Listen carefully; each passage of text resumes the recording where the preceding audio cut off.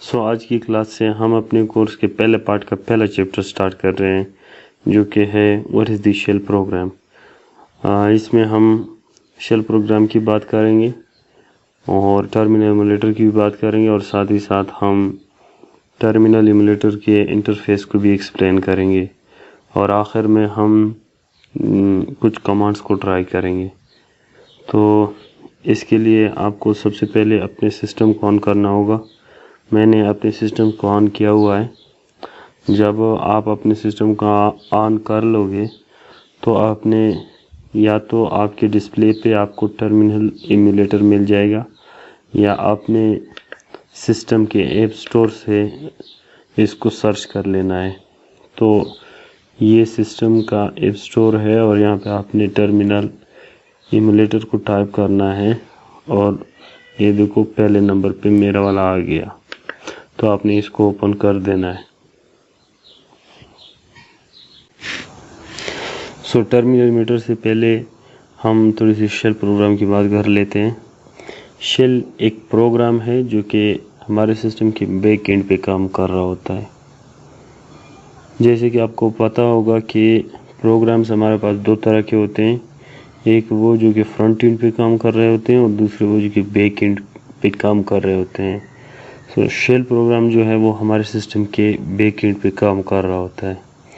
Shell एक ऐसा programme है जो कि आपके कीबोर्ड से टाइप किए गए इंस्ट्रक्शंस या कमांड्स को लेता है और इसे आपके ऑपरेटिंग सिस्टम तक पहुंचाता है, ताकि उस पर अमल हो सके, उसको प्रोसेस किया जा सके।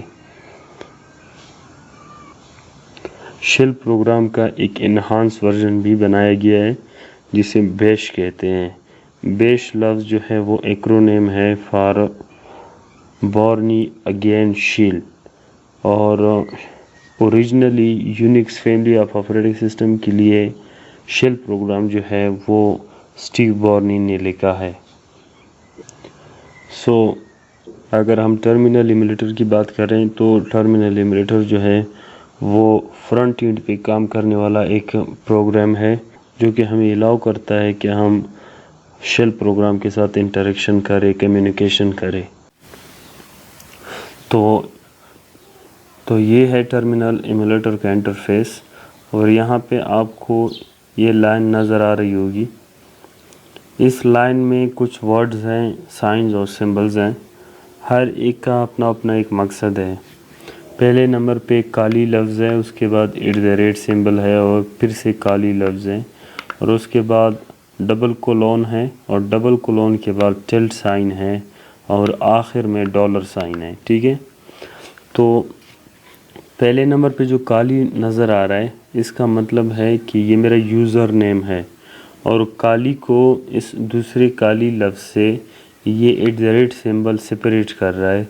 इस @ सिंबल का मतलब ये है कि इसके बाद जो आ रहा है वो आपके ऑपरेटिंग सिस्टम का नेम है, जो कि इन माय केस काली है। मतलब मेरे ऑपरेटिंग सिस्टम का नेम भी काली है, और उसका यूज़र नेम जो है, इस वक्त जो यूज़र इसको यूज़ कर रहा है उसका नेम भी काली है। और यहाँ पे डबल कोलोन का मतलब ये है कि इस डबल कोलोन के बाद जो कुछ आ रहा है वो आपके करंट वर्किंग डायरेक्टरी का रूट है, मतलब पाथ है। ठीक है, ये इन माय केस यहाँ पे टिल्ड साइन है। टिल्ड साइन का मतलब ये होता है कि आपकी करंट वर्किंग डायरेक्टरी जो है इस वक्त वो काली यूज़र की होम डायरेक्टरी है। टिल्ड साइन यूज़र के होम डायरेक्टरी को रिप्रेजेंट करता है, और इस टिल्ड साइन के बाद आखिर में डॉलर साइन आ रहा है। तो यहाँ डॉलर के साइन की जगह पे आपके पास पाउंड का साइन भी आ सकता है। तो डॉलर के साइन का अपना मतलब होता है, और पाउंड के साइन का अपना मतलब होता है। डॉलर के साइन का मतलब ये होता है कि आपको इस वक्त इस सिस्टम पे सुपर यूज़र के प्रिविलेजेस, एडमिनिस्ट्रेटिव प्रिविलेजेस हासिल नहीं है। कभी कभार आपने देखा होगा कि आप किसी डायरेक्टरी या फाइल को ओपन करना चाहते हो और सिस्टम आपको एरर मैसेज या कोई वार्निंग दे देता है कि आप आपको परमिशन हासिल नहीं है, सो आपकी रिक्वेस्ट डिनाई की जाती है क्योंकि आप एडमिनिस्ट्रेटर नहीं हैं इस सिस्टम के, ठीक है। तो वो सारा इस वजह से होता है कि आपको रूट एक्सेस हासिल नहीं होता है सिस्टम पे, मतलब आपको सुपर यूज़र या एडमिनिस्ट्रेटिव प्रिविलेजेस हासिल नहीं होते। तो जब कभी आपके पास यहाँ पे डॉलर साइन की बजाय पाउंड साइन होता है, पाउंड, तो उस पाउंड साइन का मतलब ये होता है कि अब आपको इस सिस्टम पे सुपर यूज़र के प्रिविलेजेस, एडमिनिस्ट्रेटिव प्रिविलेजेस हासिल हैं। आपसे इस सिस्टम में कोई चीज़ ढकी छुपी नहीं है। आप चाहे तो इस सिस्टम में हसास से हसास जो फाइल्स होते हैं उनको भी एक्सेस कर सकते हैं, ठीक है। तो यहाँ इस डॉलर साइन के आगे हम कमांड्स को लिखते हैं और लिखने के बाद हम एंटर को प्रेस करते हैं ताकि हमारे कमांड्स एग्जीक्यूट हो सकें, ठीक है। तो आप कुछ टाइप करो, ये देखो मैं कुछ टाइप कर रहा हूँ और एंटर प्रेस किया मैंने यहाँ से। ये देखो मुझे बैश प्रोग्राम रिस्पॉन्ड दे रहा है कि जो कमांड आपने टाइप किया इज़ नॉट फाउंड, मतलब जो कुछ आपने यहाँ पे टाइप किया है वो बैश के कमांड्स डिक्शनरी में प्रेजेंट नहीं है, तभी ये मैसेज जनरेट हो रहा है यहाँ पे, ठीक है। कुछ और टाइप करते हैं हम। हाँ, यहाँ पे आपके पास एक मसला ये भी आ सकता है जो कि मुझे पेश आ रहा था कि मैं कुछ टाइप कर रहा था और वहाँ पे कुछ और ही टाइप हो रहा था। जैसे कि ये देखिए यहाँ पे कीबोर्ड से मैं कुछ और टाइप कर रहा हूँ लेकिन वहाँ पे कुछ और ही टाइप हो रहा है। ये मेरे साथ नंबर लॉक की वजह से आ रहा था। तो अगर आप विंडो यूज़ कर रहे हैं तो आपने अपने विंडो पे फंक्शन की के साथ साथ नंबर लॉक की की को प्रेस करना है तो आपका मसला हल हो जाएगा। अगर ये इस वजह से आपके पास ये एरर नहीं आ रहा है तो आपने अपने कीबोर्ड के लेआउट को चेंज करना है। मतलब कुछ यूज़र होते हैं जो कि यूनाइटेड स्टेट्स के कीबोर्ड को यूज़ कर रहे होते हैं, कीबोर्ड के लैंग्वेज को, तो कुछ होते हैं जो कि यूनाइटेड किंगडम के लैंग्वेज को यूज़ कर रहे होते हैं। तो आपने कीबोर्ड की लैंग्वेज को फिर चेंज करना है। आप सेटिंग से, विंडो की सेटिंग से जाके चेंज कर सकते हैं, ठीक है।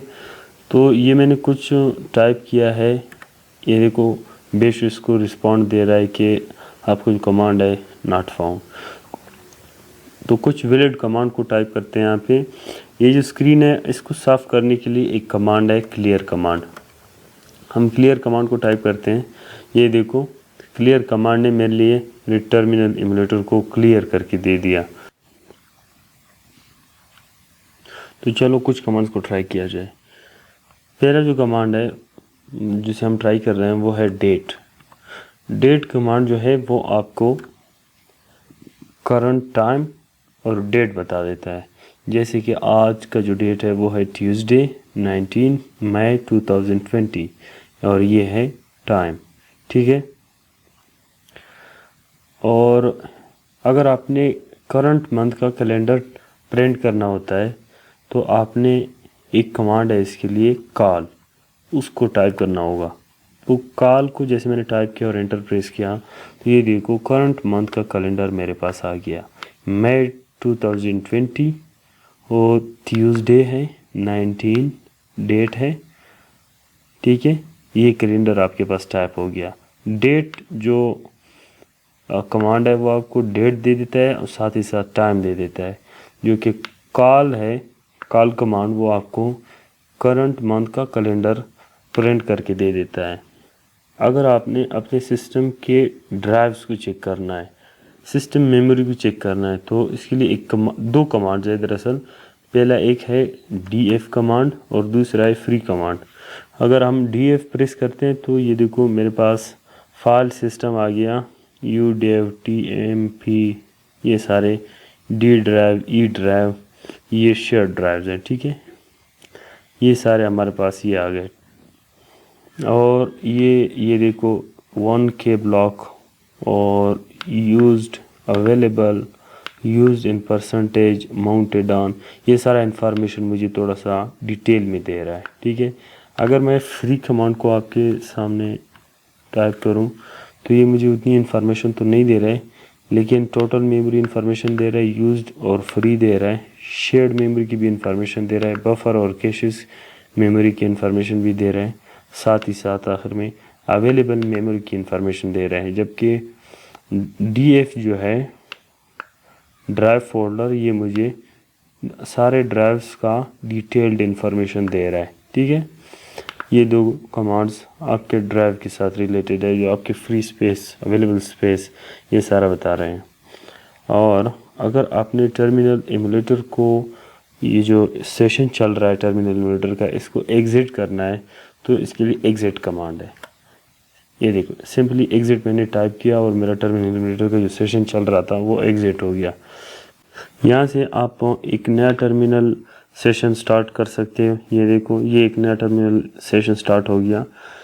एक बात जो कि मैं आपको बताना चाहता हूँ वो ये कि जो बैश प्रोग्राम है उसके जो कमांड्स है वो केस सेंसिटिव होते हैं। मतलब अगर आप डेट कमांड को टाइप कर रहे हो जो एक्चुअल में DAT है, स्मॉल लेटर से स्टार्ट होता है, और अगर आप इस डेट कमांड को कैपिटल D से स्टार्ट करते हो तो ये देखो, बेस जो है वो आपको रिस्पॉन्ड करेगा कि आपकी जो कमांड है वो हमारे डिक्शनरी में नहीं है। ठीक है, ये इसका सिंपल यही मतलब है कि बेस के कमांड्स के सेंसिटिव होते हैं।